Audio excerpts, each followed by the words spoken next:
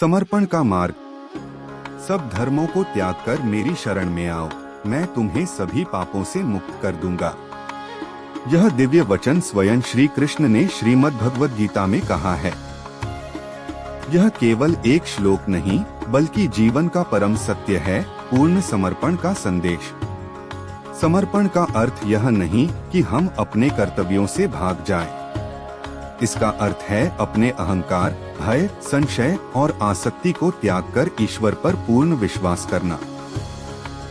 जब मनुष्य अपने सीमित ज्ञान और शक्ति के अभिमान को छोड़ देता है और ईश्वर को अपना मार्गदर्शक बना लेता है, तब उसका जीवन सहज, शांत और सफल हो जाता है।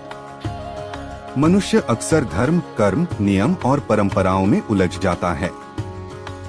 वह सोचता है कि कौन सा मार्ग श्रेष्ठ है, कौन सा कर्म सही है। परंतु भगवान का संदेश है, इन बाहरी उलझनों से ऊपर उठो और मेरे प्रति निष्कपट प्रेम और विश्वास रखो।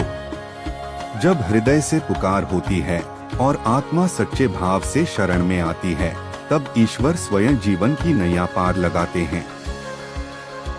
समर्पण का मार्ग साहस का मार्ग है।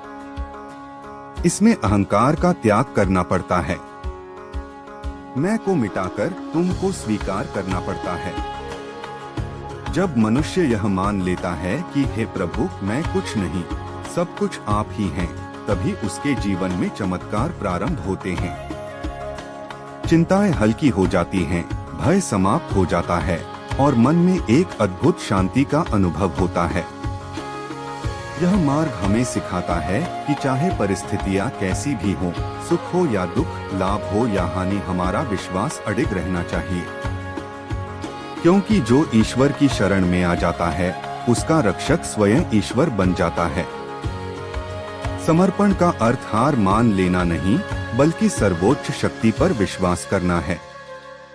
जब हम अपने जीवन की डोर प्रभु के हाथों में सौंप देते हैं, तब वे हमें उस दिशा में ले जाते हैं जहां हमारा वास्तविक कल्याण है।